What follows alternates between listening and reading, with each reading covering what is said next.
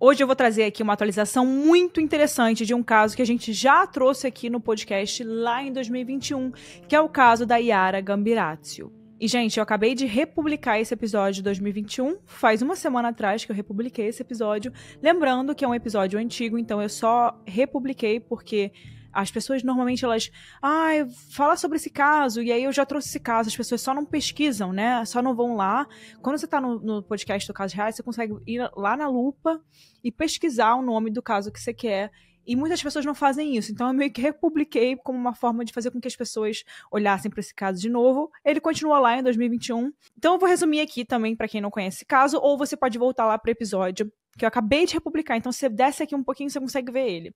E vamos resumir aqui para quem não conhece ou então não se lembra, né? A Yara Gambirazio era uma garota italiana que desapareceu depois de um treino de ginástica. O corpo dela foi encontrado só 3 meses depois, gente. E na época, um homem foi acusado de ser o assassino e também foi condenado à prisão. O nome dele é Massimo Bossetti. Só que nesse ano, em 2024, lançou um documentário da Netflix chamado O Assassinato de Yara Gambirazio, que volta a falar desse caso e chama a atenção aí para vários erros que a polícia cometeu durante as investigações, abrindo espaço para a dúvida, né? Máximo foi mesmo o assassino? Lembrando que antes já tinha, né, um documentário do Netflix mais antigo, da mesma época ali que eu trouxe aquele episódio, e esse documentário, ele no geral conta sobre o caso. Então esse documentário de agora, ele conta os erros da polícia, ali algumas coisas que meio que tentam provar que o Máximo talvez não tenha feito isso. Então, hoje eu vou te contar aí os detalhes dessa defesa do Máximo e esses pontos que foram trazidos pelo documentário que levantam essa dúvida se ele é mesmo o culpado.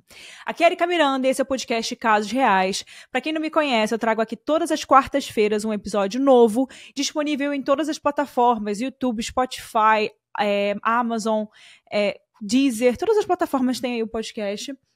E para quem não me conhece, meu Instagram é @erika_miranda, se conhece no final. E se você postar que você está escutando aqui o episódio, me marcar lá no Instagram, eu sempre reposto. E com isso também eu consigo ver quem são vocês, conversar, comentar, e é muito legal. Todas as fontes que eu usei para poder fazer esse caso aqui, para poder trazer esse caso aqui para você, vão estar aqui na descrição. E se você precisar rever alguma coisa, tá sempre na descrição. Então agora, vamos para o episódio da semana. E esse é o caso da Yara Gambirazio.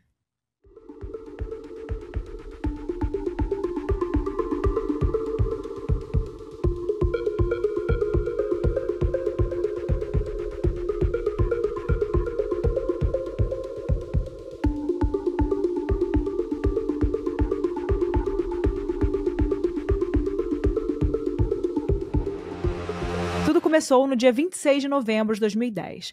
A Yara era uma menina muito alegre, de 13 anos, cheia de energia, atleta, e também morava na comuna de Brembate di Sopra, na Itália, né, que fica na região da Lombardia, perto ali de Milão, naquela região da Itália do Norte. Como eu falei para vocês, ela era atleta, ela adorava ginástica rítmica e tinha um sonho aí de ser uma grande campeã nesse esporte. Então aí a gente está falando de Olimpíada, é bom a gente trazer esses sonhos aí que de alguma forma foram interrompidos e que eram pessoas que sonhavam em conquistar grandes coisas no esporte. Talvez hoje a Yara poderia estar ali na TV competindo pela Itália, né? Enfim, ela praticava ginástica com certa frequência em um centro esportivo bem perto da casa dela. Para vocês terem uma noção, a Yara geralmente saía de casa, ela andava 800 metros até esse ginásio e praticava por cerca de 1 hora e depois voltava para casa. Ela não precisava andar nem 1 quilômetro, gente, de tão perto que era. Eu vou deixar aqui a imagem para vocês. Acontece que no dia 26 de novembro de 2010, a Yara caminhou até o ginásio, né? Normal, como ela sempre fazia, treinou, mas ela nunca mais voltou para casa. Perto das 8 da noite, os pais da Yara, Fulvio e Maura Gambirazio, saíram procurando por ela. Eles estavam ali muito preocupados porque eles não conseguiam ver nenhum motivo para a Yara talvez ter fugido de casa e não ter retornado ainda, né? Até tarde já. Era muito incomum dela, né, ir para um outro lugar depois do ginásio, eu ficar ali mais tempo assistindo talvez as outras meninas treinarem, mas sem avisar para os pais. Ela não fazia isso. Quando ela fazia, ela avisava. Então, eles estavam ali com medo de que alguma coisa tivesse acontecido com ela. Os pais, eles olharam todo o caminho que ela fazia, né? Todo o entorno ali do centro esportivo, tudo. E depois que eles não encontraram a Yara mesmo, eles acionaram a polícia. E vale dizer, gente, que era uma época fria, era inverno, estava frio. Então, ela não tinha motivos para ficar rondando fora do ginásio, né?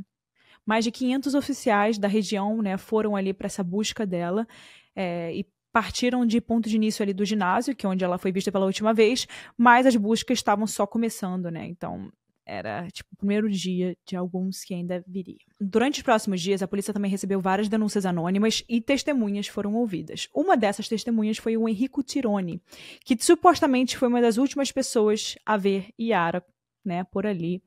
E o Enrico afirmou que ela estava na rua com 2 homens. Um parecia ser italiano e, segundo ele, o outro estrangeiro, mas ele não sabia dizer de onde exatamente. Para tentar rastrear a menina, a polícia trouxe 3 cães farejadores. E os cães foram ali cheirar alguns itens pessoais dela, tipo escova de dente, sapato. E também foram levados logo depois para o ginásio. E ali, o ginásio era o lugar onde os policiais tinham certeza de que a Yara esteve pela última vez. Então os cães poderiam indicar, provavelmente, o caminho que ela fez depois de sair do centro esportivo. Todos eles fizeram exatamente o mesmo caminho.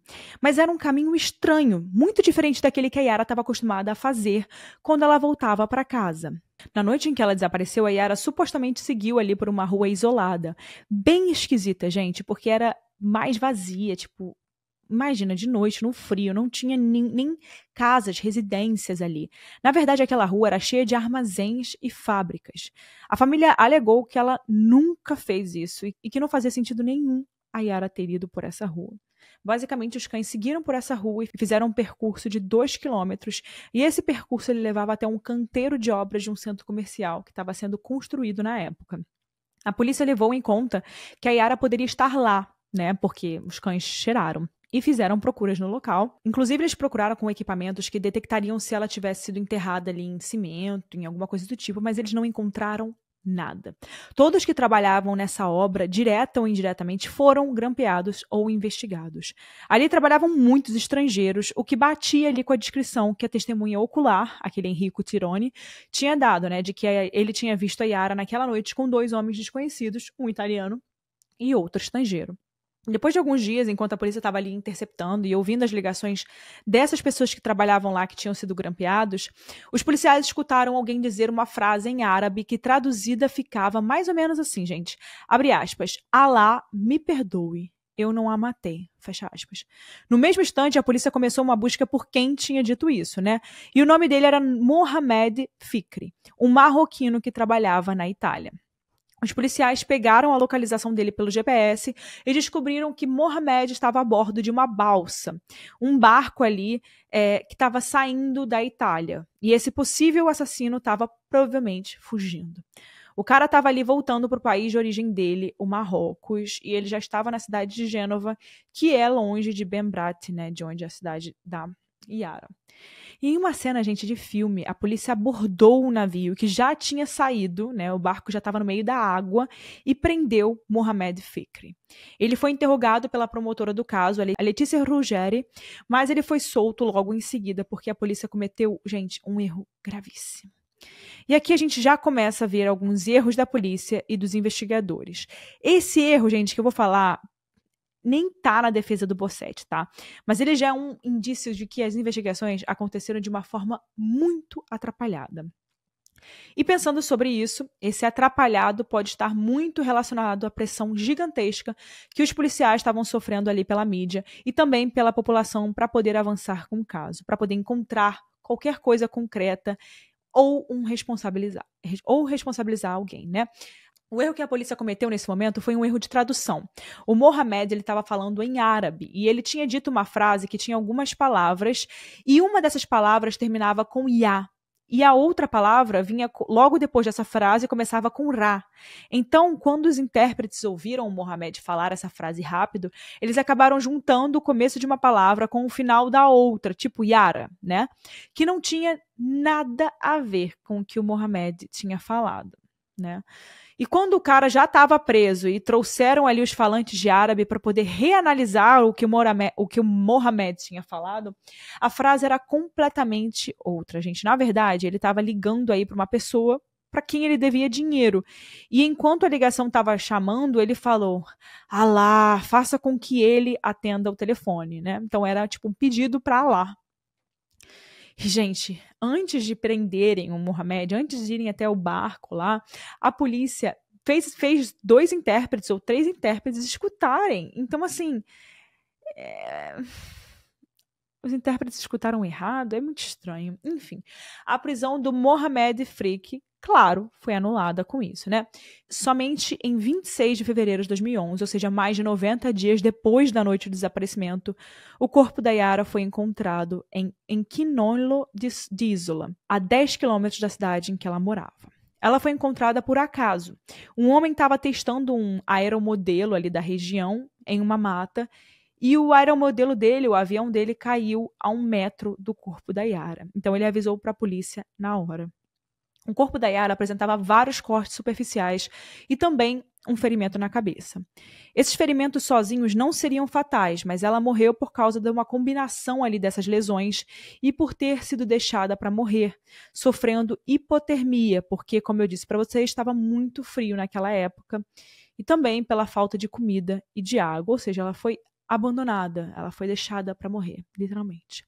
Além disso, não havia sinais claros de abuso sexual, mas foram sim encontradas marcas de DNA em várias partes do corpo dela, inclusive nas leggings dela e nas roupas íntimas. Gente, e é interessante falar que quando perguntam, durante o documentário, alguém responde que acho que a pessoa que fez a autópsia dela responde assim: se você me perguntar se a Yara poderia ter sobrevivido a isso, se a Yara estaria viva se ela tivesse sido encontrada antes, a resposta dela é meio que sim.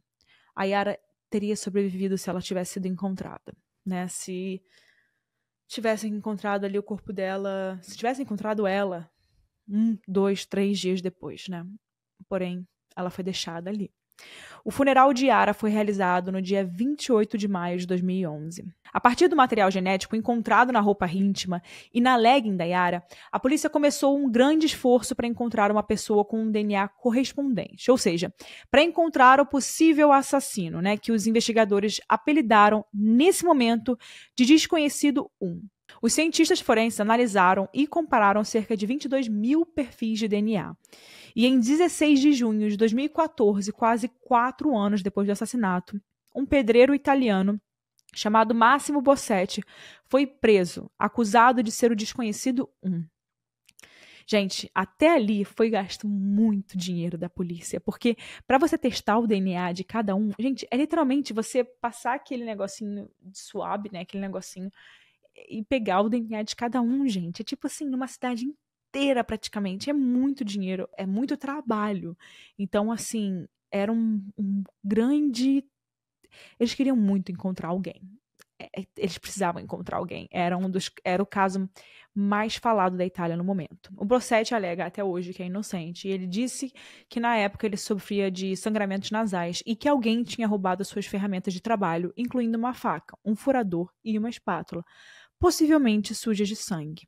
Ele também afirma que a prova de DNA deve estar errada devido a uma possível contaminação cruzada ou também a exposição excessiva que o corpo dela sofreu ao tempo. E esse motivo aqui, o motivo que eu estou trazendo nesse caso é para a gente contar aí esses detalhes da investigação e trazer alguns pontos que o documentário da Netflix trouxe da defesa do Massimo Bossetti, tá? Esses pontos, eles vão além do que a gente já tinha conversado antes e também geram questionamentos sobre se o Máximo realmente foi acusado de forma correta e até mesmo sobre se ele realmente tirou a vida da Yara. O primeiro ponto que eu quero destacar é que essa investigação para descobrir quem era o Desconhecido 1, ou seja, para descobrir quem era o dono do DNA achado nas roupas da Yara, nas roupas íntimas, teve erros. O que aconteceu foi, a primeira pessoa que tinha um DNA que correspondia com o do Desconhecido 1 não era o Massimo Bossetti, era um jovem chamado Damiano Guerironi. Só que esse Damiano ele não tinha como ser o assassino, porque no dia do desaparecimento ele estava no exterior, então ele tinha um álibi. Então foi deduzido ali pela polícia que Damiano, na verdade, devia ser parente do possível assassino. A polícia então pesquisou a árvore genealógica dele e fez diversas comparações genéticas. E com isso, os investigadores chegaram, naquele momento, à conclusão de quem era, na verdade, o pai do Desconhecido 1, Giuseppe Guerinoni, um tio do Damiano que tinha morrido em 1999. Bom, se o possível assassino é o filho do Giuseppe, é só a polícia comparar o DNA do desconhecido 1 com o DNA dos filhos do Giuseppe, né? E aí a gente acha o assassino. Mas não foi bem assim que aconteceu. O esquisito era que o DNA dos filhos do Giuseppe não batia com o do desconhecido 1. Ou seja, a polícia sabia que o possível assassino era um dos filhos do Giuseppe, mas nenhum dos filhos do Giuseppe era o desconhecido 1. Isso indicava, claro, que o Giuseppe tinha um filho ilegítimo, que ninguém conhecia. Então houve ali uma caçada para poder ver quem poderia ser a mãe do desconhecido 1. E aqui acontece o erro, né, que o documentário aponta. A polícia tinha algumas fontes que diziam que a mulher com quem o Giuseppe teve um caso no passado para poder ter esse filho ilegítimo era a Esther Arzuf. Ela sempre negou publicamente porque ela era casada com outra pessoa e para os testes de DNA, a Esther realmente não era a mãe do desconhecido 1. Mas na verdade, ela era sim. Foi descoberto que a polícia errou nos testes. Eles não estavam comparando o DNA da Esther com o do desconhecido 1. Gente, eles estavam comparando o DNA dela com o da Yara o tempo todo. Então, por isso que estava dando errado. E é claro que dava negativo porque a Esther não é mãe da Yara Gambirasio. E durante anos, cerca de 1.800 testes de DNA não foram comparados corretamente. Só quando esses testes foram refeitos que ficou comprovado que a Esther era mesmo a mãe do desconhecido 1. Então, em 16 de junho de 2014, o Máximo Bossetti, filho de Esther, foi preso, principalmente porque o DNA dele também batia com o DNA do desconhecido 1. Desconfiando aí dos erros da polícia e até mesmo da Esther, que sempre negou ter tido um caso extraconjugal, a família Bossetti pagou por um teste particular para poder ter certeza. E sim, foi comprovado que o Máximo e a irmã dele eram filhos do Giuseppe Gherironi. E mesmo com essa confirmação, o erro da polícia foi imenso, né, gente? Talvez se não tivessem cometido um erro desse, eles poderiam ter achado o Máximo bem mais cedo. Demorou cerca de 4 anos depois do desaparecimento para ele poder ser preso. E a partir de agora, os erros realmente ficam muito bizarros. Um outro aspecto que a defesa trouxe no documentário é que aproximadamente 6 meses depois da prisão do Máximo, ou seja, no dia 4 de dezembro de 2014, um vídeo da unidade forense da polícia começou a circular pela imprensa. Eram imagens de câmeras de segurança que mostravam um furgão, que supostamente era do Bossetti, porque ele tinha um muito parecido, circulando o ginásio da Yara 16 vezes na noite em que o crime aconteceu, em que a Yara desapareceu. Esse vídeo rodou pela mídia e, com isso, a opinião pública, claro, toda ficou contra o Bossetti, porque tinha, né, aparecido uma prova, além do DNA, que mostrava que ele estava mesmo circundando o quarteirão do ginásio naquela noite, tipo como se ele estivesse caçando a Yara. E assim foi criada uma imagem de monstro ao redor do Máximo Bossetti. Mas, gente, o vídeo era uma prova forjada. Gente, o vídeo tinha sido editado pela polícia por motivos representativos e não analíticos. E segundo os policiais, esse vídeo foi dado à imprensa para eles usarem como eles quisessem. Sim, é isso que vocês ouviram. Eles, em momento nenhum, quando eles foram confrontados sobre esse vídeo, gente, a gente descobriu que o vídeo é forjado, o vídeo é editado. Eles responderam simplesmente dizendo que, sim, é só por motivos representativos. E a gente deu pra mídia e a mídia faz o que ela quer com isso.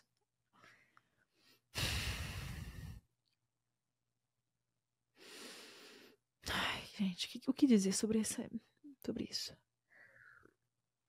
Vou até tomar meu cafezinho. A defesa do Bossetti acredita que o objetivo com esse vídeo era, na verdade, criar um consenso, né, público, midiático, que corroborasse ali com a hipótese da acusação de que o Máximo era o assassino.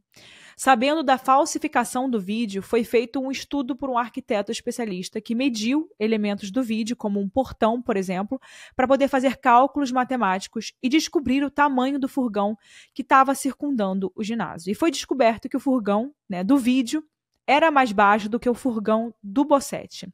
Então não era ele necessariamente rodando o ginásio. E, gente, nem era necessariamente o mesmo furgão dando todas as 16 voltas, né? Aquilo ali foi um vídeo editado para fazer com que o furgão tivesse dado mais voltas ali em redor do ginásio. Não deu tanta volta assim. Foi fake, era um vídeo fake. Enfim, mas o estrago já tinha sido feito. A imagem de monstro do Bossetti já tinha se espalhado pela Itália, mesmo talvez essa imagem não sendo verdadeira, né? Além desse, um terceiro ponto que foi trazido aí pelo documentário é que no dia do desaparecimento, uma torre telefônica tinha registrado a presença do celular do Máximo na região do ginásio. E isso era uma prova muito forte, que estava sendo usada contra ele. Claro, imagina, você está na mesma região em que ela sumiu. Mas, durante o processo, foi descoberto que a área de cobertura dessa torre também cobria a casa do Bossetti, que ficava em outra cidade, gente. Ou seja, numa área imensa que aquilo ali cobria, imensa, né? Nos parâmetros italianos, nos parâmetros de cidade. Ou seja, gente, o Máximo facilmente poderia estar em casa, deitado, assistindo televisão, fazendo qualquer coisa, no momento em que a Yara desapareceu. Porque era a casa dele que estava... O raio ali era o mesmo. E assim, mais uma prova contra o Máximo caiu, foi meio que refutada, né, durante o processo judicial. E por mais que essas provas tivessem caído, a acusação sempre afirmava que, independente disso, eles tinham o DNA do Bossetti, né, o DNA que tinha sido encontrado nas leggings dela e nas roupas íntimas da Yara. E esse DNA era uma prova que a defesa do Máximo sempre pediu para testar novamente, para poder tirar qualquer dúvida. Porque depois do caso do furgão, como que a defesa poderia ter certeza que outras provas também não tinham sido forjadas, não é? E esses pedidos aí que ele fez para poder refazer o teste, para poder bater ali o DNA dele com o DNA que foi encontrado, não poderiam ser validados, não poderiam ir para frente, porque, segundo a promotoria, não tinha mais DNA disponível ali para poder bater com o DNA do Bossetti, DNA, né, que foi encontrado com a Yara, né, não tinha mais. Aparentemente, era um esgotamento de amostra.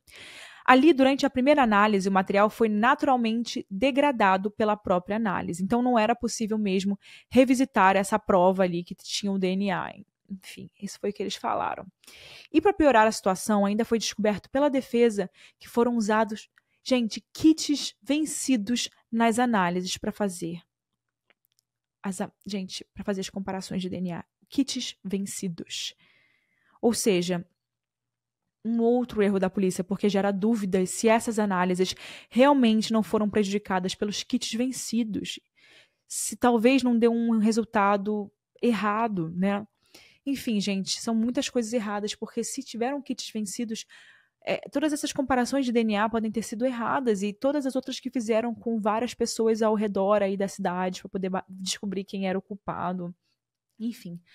Depois de 45 audiências, centenas de testemunhas e milhares de testes de DNA, o Máximo Bossetti recebeu, em 12 de outubro de 2018, cerca de 4 anos depois de ser preso, uma condenação à prisão perpétua pela morte de Yara Gambirazio. Já com 5 anos do Máximo preso, foi descoberto ainda que não era verdade aquela história do esgotamento do DNA do desconhecido 1, né? Lembra que a promotoria tinha alegado de que não dava para reanalisar o DNA porque as amostras tinham se esgotado? Então, ainda existiam 54 amostras. Então, aquilo que a promotoria alegou não era verdade.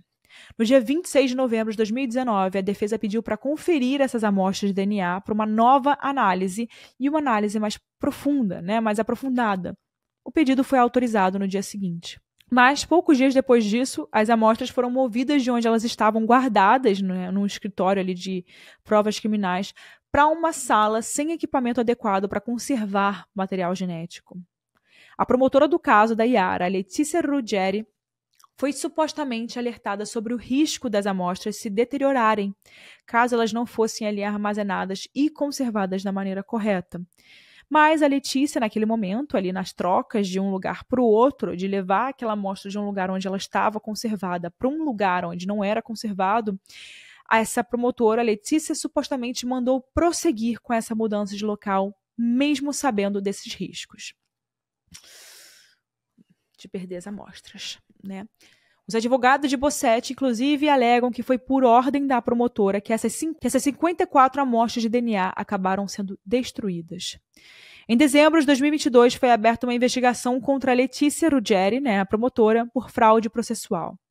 Como dizem no documentário, para a lei italiana, um suspeito só pode ser condenado quando não existe nenhuma dúvida razoável sobre se ele é culpado. O que esse documentário da Netflix, né, que lançou esse ano, em 2024, no qual a gente está se baseando nesse episódio, o que ele faz é defender e mostrar que existem sim dúvidas sobre se o Máximo Bossetti é culpado. Não necessariamente porque ele não matou a Yara. Talvez ele tenha, né, feito isso.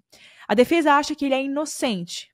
Eu, né, você, cada um tem as suas dúvidas sobre esse assunto. Para a justiça, ele ainda é culpado. Mas a verdade é que sim, a polícia e a promotoria parecem ter cometido um montão de erros aí que acabam enfraquecendo as provas contra o Máximo. Então a defesa dele tem a oportunidade de minar essas acusações partindo da ideia de que as provas contra ele têm pouco crédito para realmente prender o Máximo. Mesmo assim, em 16 de fevereiro de 2024, o Tribunal de Cassação rejeitou a solicitação dos advogados de Bossetti de testar novamente as provas, incluindo amostras de DNA. E ele continua preso até hoje na prisão de Bollate. Ele ainda é considerado culpado, tá, gente? Vale pontuar isso novamente. Bom, gente, chegou aqui no final do episódio. Tem muitas coisas que a gente pode trazer ainda.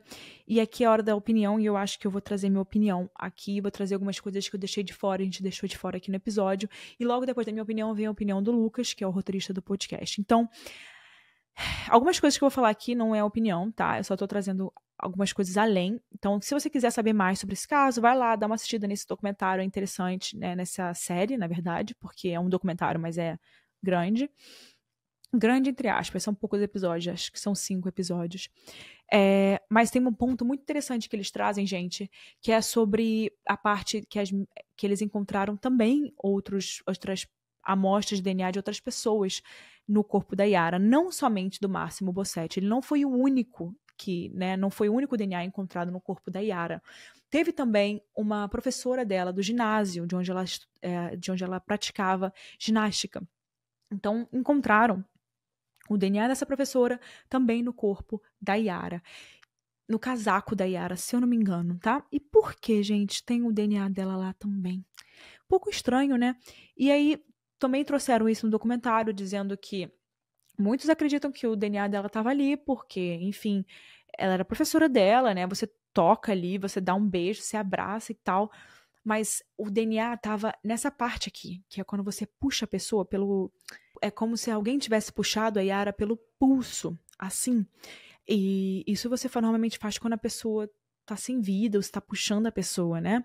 Então é um pouco estranho que a professora dela tenha um DNA no corpo da Yara exatamente nessa parte do pulso. E por quê, né? Por mais que você se toque ali, normalmente quando tá tão frio, e eu já morei também em cidade muito fria, você não usa o casaco dentro dos lugares, porque dentro dos lugares é quente, né? Tem aquecedor. Então, quando você bota o casaco quando você tá fora do lugar que é quente, né? Você tá no frio, que é aí por isso que você tem um casaco.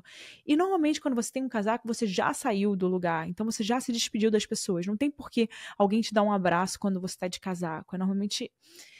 Vocês entenderam, né? Se você está praticando, se você está com alguma aluna, você pode se tocar e tal, mas aquilo ali não acontece muito no casaco. É quando a pessoa tirou, é quando a pessoa já tá sem e tal. Então tem essa questão. E por que são 2 pesos e 2 medidas se também tem outros DNAs que foram encontrados no corpo da Yara e somente o do Máximo foi levado à frente, né? Também tem a história do vigia que trabalhava no ginásio. E esse vigia, ele tinha chave de todos os lugares. E ele foi um pouco suspeito ali, o jeito que ele reagiu, o jeito que ele falou. Ele não queria falar com ninguém. Ele não sabia de nada do que tinha acontecido. Então, assim, ficou um pouco estranha essa questão ali do vigia, da professora. A professora também tinha mandado uma mensagem pro irmão dela, se eu não me engano, tá? Uma mensagem pro irmão dela na noite do crime e essa mensagem foi apagada. Por quê? Naquela época, gente, não era mensagem de WhatsApp que a gente vai lá e deleta pra gente. Eram mensagens assim, sabe? Tipo, SMS, né? Enfim, existem várias coisas aí que duvidam realmente. É porque o direito da Itália é diferente do direito do Brasil, né? Se existem possibilidades de realmente não ser o Máximo, ele não deveria estar preso. E a polícia italiana cometeu muitos erros, assim como cometeram no caso da Amanda Knox também. E é absurdo. Quando eu acho que a polícia brasileira, que a justiça brasileira comete muitos erros, eu acho que a polícia italiana é pior. É pior. Essa é a minha opinião, gente. Se você me perguntar se eu acho que o Máximo é culpado ou não, é difícil porque existe DNA dele no corpo dela. É o que a gente sabe hoje. E também tem uma pessoa durante o documentário que ela fala uma coisa muito interessante. Ela fala o seguinte: eu escolho acreditar na justiça, porque se a gente não acreditar na justiça, qual é a esperança que a gente tem na própria justiça? Eu hoje escolho acreditar também na justiça. Apesar da Letícia Ruggieri ter passado pelo que passou, porque ela realmente foi muito errado o que ela fez, eu escolho acreditar na justiça, porque, gente, se a gente não acreditar na justiça, às vezes, o que resta pra gente, sabe? Tipo, é justiça humana, né? Hoje o que a gente tem é a confirmação de que o DNA dele tá no corpo dela. E se, gente, tem DNA dele no corpo dela, tipo, não dá pra defender. Tem DNA dele no corpo dela. Por que tem DNA dele no corpo dela? A não ser que se prove o contrário, que é o que ele tem tentado muito, né?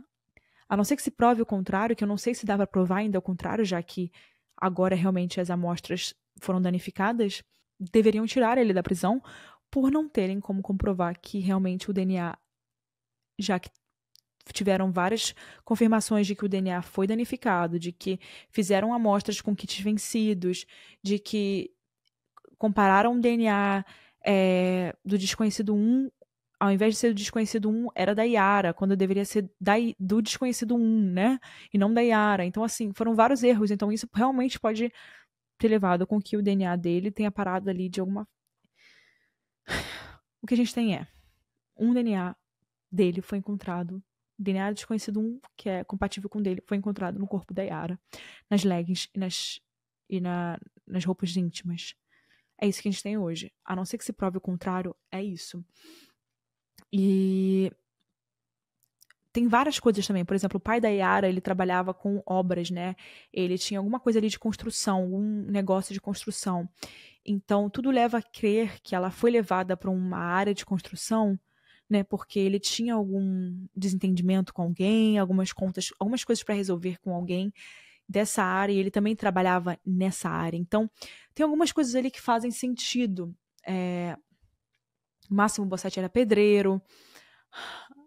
Eu acho que o Máximo Bossetti não merece estar preso de forma perpétua, né, prisão perpétua, porque foram cometidos diversos erros, e ele de fato pode ser inocente. Porém, ela também não tinha assédio sexual. Ela não foi abusada sexualmente. Por que alguém comete isso se ela não foi abusada sexualmente? Ela não foi abusada sexualmente, foi encontrada morta, não por nenhum tipo de... Ela foi deixada pra morrer. Ninguém matou ela foi deixada pra morrer. Talvez tenha sido uma vingança. Não sei, gente. Não sei esse caso. A gente roda em círculos, que nem aquele furgão. A gente roda em círculos. Agora eu quero ouvir a opinião do Lucas. Lucas, o que você tem pra dizer sobre esse caso? Um outro ponto que o documentário traz e que eu acho que é muito interessante é um ponto um pouco mais técnico.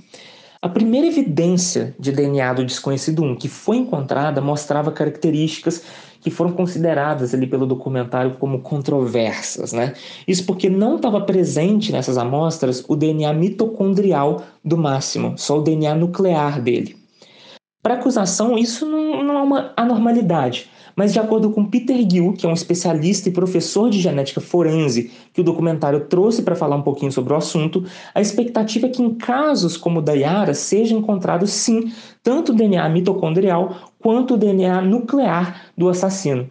E mesmo que o tempo de exposição do corpo às intempéries ali degradasse o DNA, porque a menina ficou um tempão ali no mato, né, a céu aberto, ainda era suposto o DNA mitocondrial estar presente de alguma forma em algum nível, porque ele demora mais tempo para se degradar no ambiente do que o DNA nuclear, né? E o Peter Hagil, ele afirma que se esse DNA mitocondrial não corresponde nem à vítima, nem ao suspeito, então esse DNA provavelmente vem de um terceiro indivíduo. E aí é interessante que o documentário ele também deixa ali no ar que outras pessoas podem ter estado envolvidas no assassinato, né? Que o Máximo talvez não seja o assassino ou que ele talvez não seja o único envolvido ali. Então é isso, pessoal. Vejo vocês na próxima quarta-feira. Deixa aqui embaixo o que você acha sobre esse caso. Eu quero muito ver a opinião de vocês. Esse caso, juro, Ai, esse caso me deixa muito doida. Por favor, deixa aqui nos comentários. Eu quero muito ver o que você acha sobre isso. Por favor. Tchau, pessoal. Vejo vocês semana que vem em mais um episódio do Casos Reais. E se forem muitos comentários legais, grandes, comentários muito maneiros, eu vou ler, eu vou criar um episódio lendo os documentários sobre a opinião de vocês sobre o caso da Yara. Uma ótima ideia que eu tive agora. Então façam isso. Deixem comentários legais, tipo, grandes e tal, que eu quero muito ler. Gente, juro, muito. Então é isso, vejo vocês semana que vem com mais um caso. Não deixe de compartilhar para algum amigo que gostou, dá um like se você chegou até aqui, é muito importante. E vejo vocês semana que vem com mais um caso. Tchau, pessoal.